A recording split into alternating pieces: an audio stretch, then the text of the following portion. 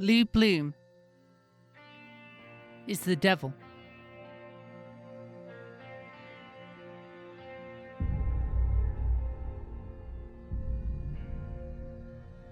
The protagonist of 2014's Nightcrawler is a man with a goal: success in what he does. And what does Lou do? He spreads fear. Lou records and sells footage to local news channels. And what sells? Blood, violence, and most importantly, narrative. The American dream is an idea all of us can understand on some level. It is so unanimous in culture that it barely needs explaining. The idea that anyone can make it in America, no matter their background, if they just work hard enough. Nightcrawler is a movie about the American dream. It's an 80s Tom Cruise movie. 3 decades too late. And not starring Tom Cruise. In Business as Usual, The American Dream, Pileggi et al. Examines the structure of the American dream in popular culture, noting the dominance of two seemingly contradictory tales: the hopeful and the cautionary. Nightcrawler is a perversion of the hopeful. A perverse hope. Anyone can make it. It's a fine opportunity for some lucky someone.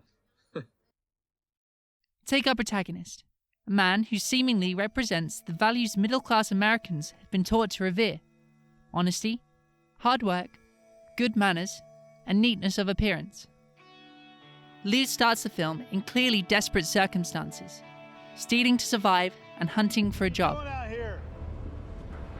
I'm lost. He is lacking a formal education, but he is ambitious, determined, and hard-working. We see Lou stumbling upon the world of nightcrawling, failing at first, but growing into the profession with a willingness to take risks, push the boundaries, and never giving up. We see montages of him practicing, improving, and, eventually, Lou overcomes his rival, gets the girl, and has a successful business. The main plot beats of the film all point towards this hopeful narrative. Yet, this narrative contrasts with the specifics of the movie. Yes, Lou is hardworking, but his career is one that profits off people suffering. I'd like to say that if you're seeing me, you're having the worst day of your life. And everything about the way he presents himself is just slightly off. And his speech, whilst polite, is disturbingly formal, full of regurgitated facts, false friendliness, and fake laughter. Jake Gyllenhaal, the actor playing Lou, visualized him as a hungry coyote, a scavenger, but a dangerous one. And this idea is borne out on the screen. Though Lou succeeds, his methods, even when compared to the other Nightcrawlers, are immoral, criminal. Throughout the course of the film, we see him breaking into houses, moving bodies, and withholding information from the police, all to get the best shot. His rival? Lou cuts his brakes. At the end of the movie, we see Lou speaking to his newest batch of interns. But remember, I will never ask you to do anything that I wouldn't do myself. And honestly, at this point it's very hard to doubt the man. This discordance between the narrative and the specifics is even played out in the score. The main action of the movie is highlighted by retro-sounding synth pop, uplifting and motivating. In a New York Times interview, composer James Newton Howard states, "It really becomes an anthem of potential for his tremendous success." The score allows us to see Lou's perceptions of his own actions, in contrast to the revulsion we may feel. Lou succeeds not in spite of his ruthlessness, but because of it. These successes, however, are ultimately petty, hollow. Just like the persona Lou portrays, it's all for appearances. As the money rolls in, we see Lou dressing better. We see him driving a new car. Yet, even by the end of the movie, he still stays in the same dingy one-room apartment. And Lou, getting the girl, well, He blackmails his boss into sex by threatening her job security. Jesus Christ, friends don't pressure friends to fucking sleep with them. Actually, that's not true, Nina. A friend is a gift you give yourself. As the movie ends, we see a triumphant Lou and his employees driving off. The music swells, and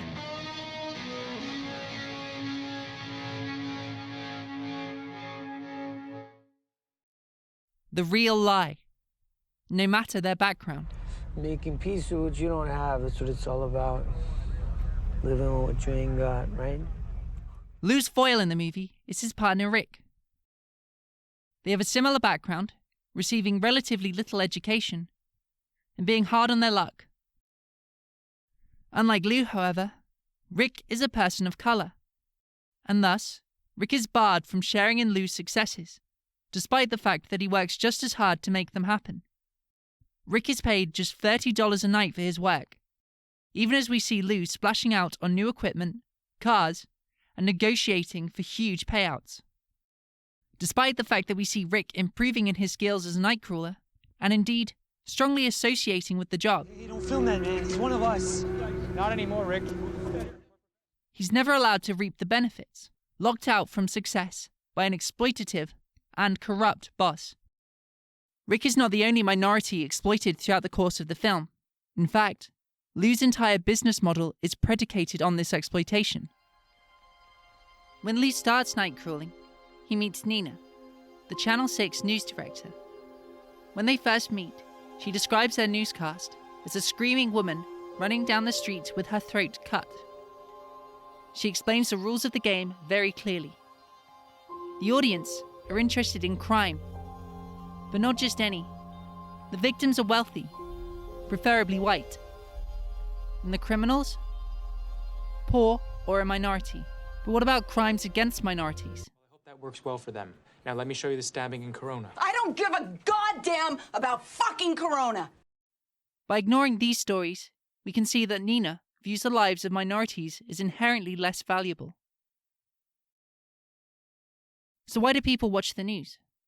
To stay informed? Of course, that is part of it, but that means different things to different people. What we really want is to have our biases confirmed. This is why the stories of minorities committing violence are so popular. They play upon the audience's already established fears. And what is fear? False evidence appearing real. This is played out, in extremis, at the end of the movie. Lee gets footage of a seeming home invasion. A nice, affluent white family killed in their homes by two Hispanic men. The footage is excessive, horrific. Nina's colleague Frank insists it's immoral to show, framed as the angel on her shoulder, directly opposite Lou. They run with it, Nina insisting the news team drive home the fact that these men are still on the loose. Lou smiles in the background, barely able to hide his glee. However, it is later revealed that the attack was actually a drug robbery. Give it to the noon crew. This is news. It detracts from the story. The story is urban crime creeping into the suburbs. That's the story. Unfortunately, this kind of behavior reflects real-life news reporting in the United States.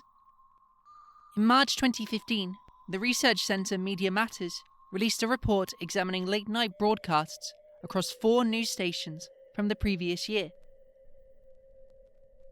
They found that the stations reported on murder, theft, and assault cases in which African Americans were suspects far more than the NYPD rates for these crimes. African Americans were overrepresented in crime reporting by over 20%. In a joint study between the University of Houston and the University of Munich in the same year, it was found long-term exposure to local television news predicated implicit attitudes. Thus, viewers show more negative automatic reactions towards African Americans. These implicit or unconscious attitudes were then shown to correlate with racist views that participants were more likely to explicitly state. When not related to crime stories, however, people of colour were found to be vastly underrepresented by the news media. In a 2006 study by Lynn Corney, nearly 90% of network news reporters were found to be white. And when white people were on as guests, they were also overrepresented when presenting as elite sources, i.e., experts, company spokespersons, government officials, and the like. When people of colour were presented neutrally, they were much more likely to appear as private citizens or ordinary individuals. So, not only does news media more highly associate people of colour with criminality, but it is also less likely to associate them with positions of any significant prestige or success. Success is one of the most commonly accepted definitions of the American dream. Implicitly, however, it appears to be tied to whiteness in the eyes of many. In his study, Understanding the Symbolic Idea of the American Dream and its relationship with the category of whiteness, Manuel Madriga argues that due to the power inequalities in America, the ideal of the American dream is distorted by whiteness. He interviewed a number of people about what the American dream meant to them. For the non-white respondents, racial equality was a frequent refrain. Yet for the white respondents, this was barely mentioned. It was not something they'd even considered.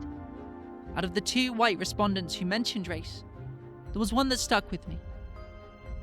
One respondent, 55, contended that it was a matter of fact in his life, not actually a dream.